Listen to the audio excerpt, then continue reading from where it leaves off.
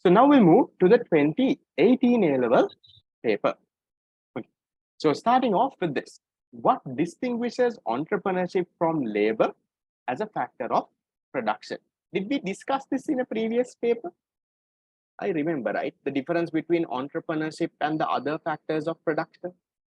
Anyone remembers which question, which year, so that I can copy and paste that answer? I remember we talked about, the difference between entrepreneurship and the other factors of production. Where did we talk about this?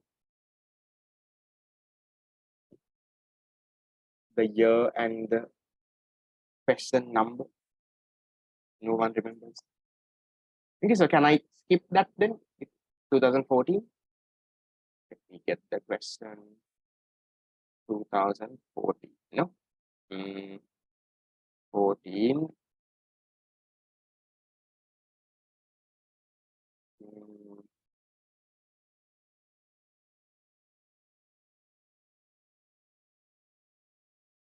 This one. Okay. Right. Okay, so entrepreneurship and labor and entrepreneurship other factors, guys, is almost the same. Right. So what you have to do is you just change the answer a little. Let me show you. Where are we? We are in 2018. Okay. So how you can change your answer is you can give it something like this. So you can say, yeah, an entrepreneur coordinates and combines factors of production in the production process, while not other factors. You can say, while on the other hand, labor is what? Labor is merely employed in the production process. Labor is employed, but the entrepreneur is the one taking everyone and doing that. Then you can say an entrepreneur bears a risk, but labor doesn't have a risk. They will definitely get their wages. Then you can say an entrepreneur is involved in policy decision making and all, while the labor is the person implementing those. Then you can say entrepreneur comes up with new innovations and inventions, but a labor doesn't do that. What does labor do? They just follow orders and instructions, and they just do what they're supposed to do. The same answer, you can change it a little bit here and there. Hoping that part is okay. So then we move to the second one. Explain the law of increasing opportunity cost and what causes opportunity cost to increase. Are you all okay with this as well? Again, we have discussed this in detail. The law of increasing opportunity cost is where when you are going to increase the production of one good, you have to forego or sacrifice more and more of another good. Remember the causes of this? The use of non-homogeneous resources, the productivity of one industry, not resources productive in one industry, not productive to another, the differences in technology. Yeah, so all of that we went through in detail. Yeah, so I don't think you have to explain the causes here. So they are saying explain the law of increasing opportunity cost and what causes. So maybe the causes, you can just state the causes if you really want, write one line about it, not a problem. Okay. Now, same question repeated. So therefore, I am skipping it and moving on. Is for anyone watching this on YouTube someday, right? All of these questions, in case you have skipped all the other videos and directly come to 2018, these were all discussed in one of the previous papers. So find which paper that same question came and go back to that one. Okay. Right. Then list the three fundamental questions any economic system must answer, and outline briefly the three basic economic systems that evolved to answer these three questions. Okay, so what are the three basic economic questions? First of all, list the three fundamental economic questions. Very easy. So that is what, how, and whom to predict. So I'm not going to waste time there. You don't have to explain that, you just have to list it. So very likely they might give you around 1 mark or 2 marks or something like that. And they're asking, outline the three basic economic systems that evolved to answer this. So what are the three basic economic systems? Market. So ideally, guys, it has to be a market, it has to be a command, and a mixed economy, guys, not a traditional low transition. Okay, so it's a market, command, and a mix. Now, this, guys, if I just state these three, is it enough?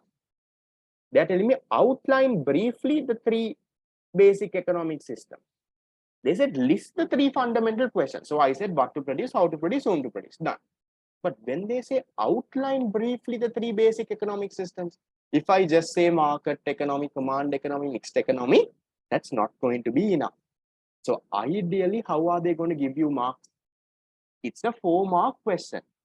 They can give you, right now, just in your head, just think, guys, right? How much should you write? These are 4-mark questions. So probably for this list the 3 basic economic thing, they can either give you 1 mark or 2 marks max. For this thing, let's say 3 marks, let's say. So that means for each of these economic systems, you get 1 mark, no? So you have to explain just for 1 mark. So what can you say about a market economy? I'll just type, what can you say about a market economy? You say, right?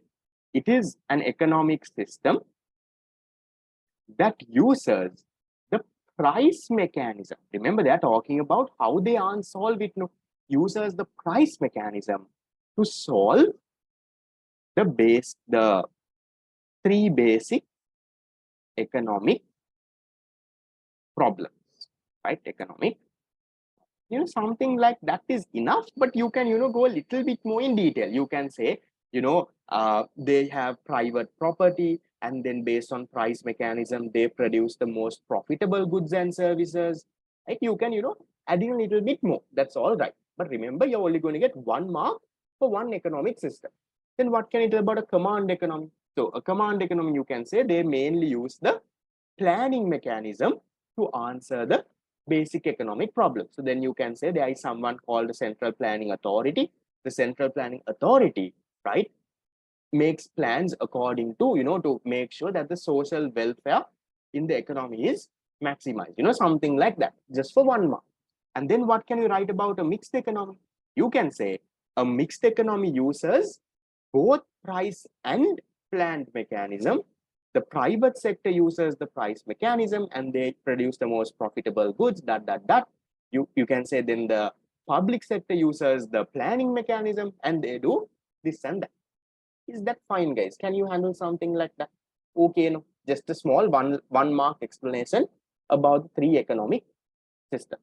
But the mechanisms have to be highlighted, guys. That's the main point, right? The other features about who owns the resources, all of that is optional. Okay, done. That is also done.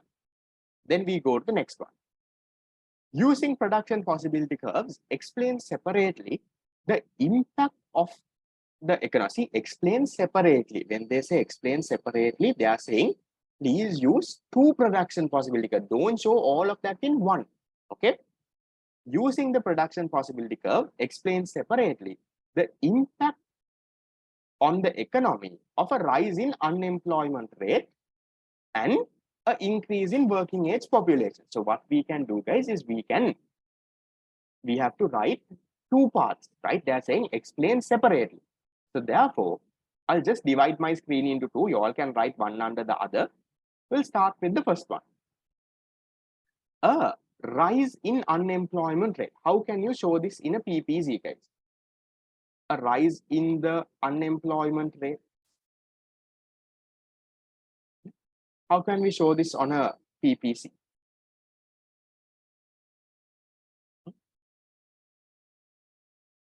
So you can show it as a point moving inside, right? A point moving inside into the PPC. So we'll just draw. How do we show that? Let me draw. Okay. So something like this. You draw a PPC and you show that it's moving towards a point inside. So maybe this initial point can start on the PPC, or maybe even that can start from inside.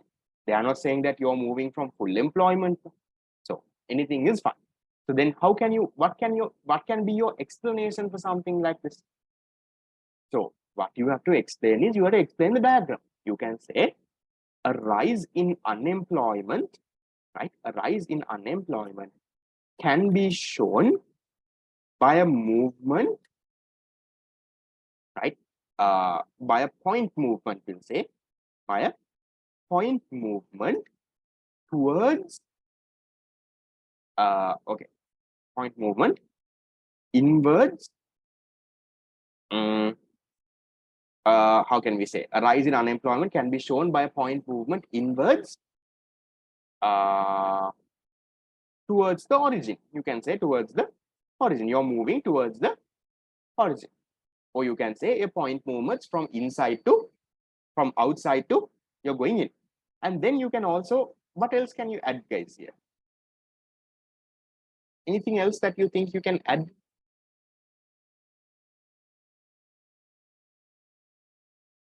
Hmm? Maybe you can also add a small line saying, in a situation like this, the economy will produce at a point less than its full employment level. It will produce a production combination that is much lesser than its potential output. Potential output is shown by the PPC. So when there is unemployment, the production of the economy will reduce and they will produce at a level below the PPC. So yes, you can write a little bit about unemployment also. Recession, I don't think. You don't have to connect that. Just because there is unemployment doesn't mean there is always a recession. So maybe you can leave out the recession, talk a little bit about unemployment and talk about that. So you should get your 2 marks there. Yes, the actual output is much lesser than the potential output now. Correct. You can say that as well. Okay. Then the second one. Now you are draw separate PPC. What can you say when there is this, guys? An increase in the working age population. What do you think happens? If there is an increase in the working age population,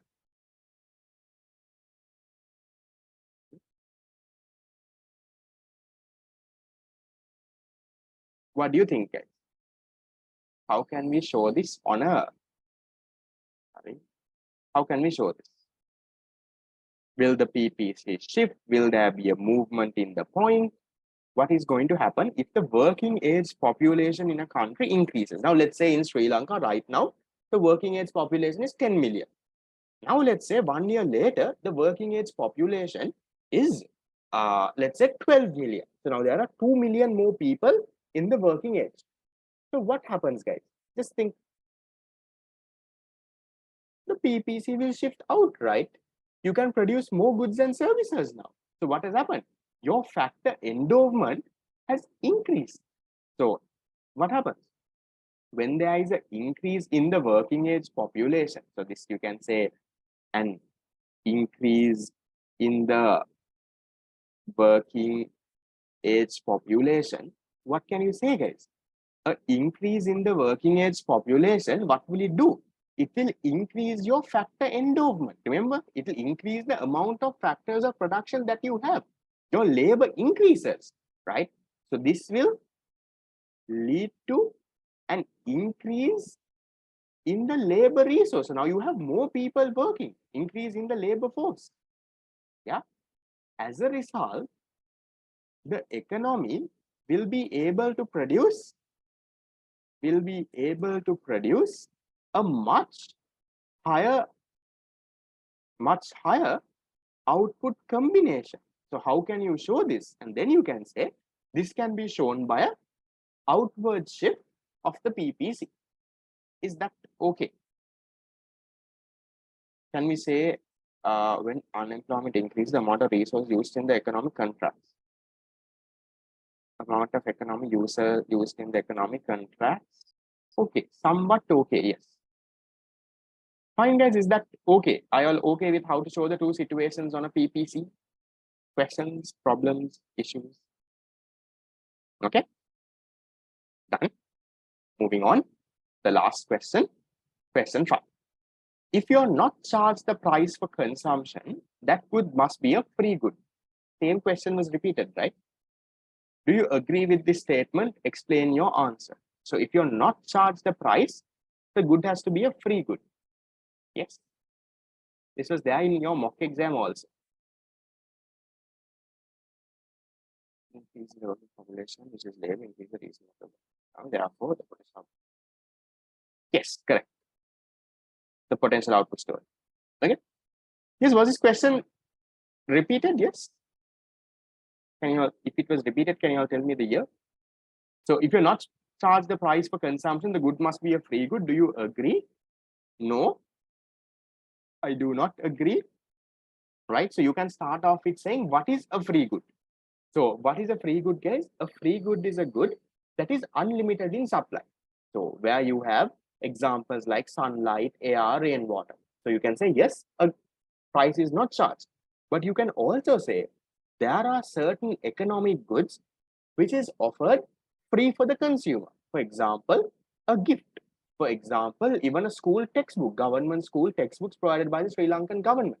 So even though the consumer does not pay a price, even though he is not charged the price, that does not mean it's a free good. It's an economic good. That story is what you have to write, guys. So you start off with saying what is a free good. Then you also have to say there are economic goods. There are economic goods where the consumer does not pay a price. So what kind of goods? Like school textbooks, like gifts, right? But that does not mean it's a free good. It is an economic good. Is that okay, guys? Can you handle something like that? I think we have discussed this already. Okay. Can handle and manage.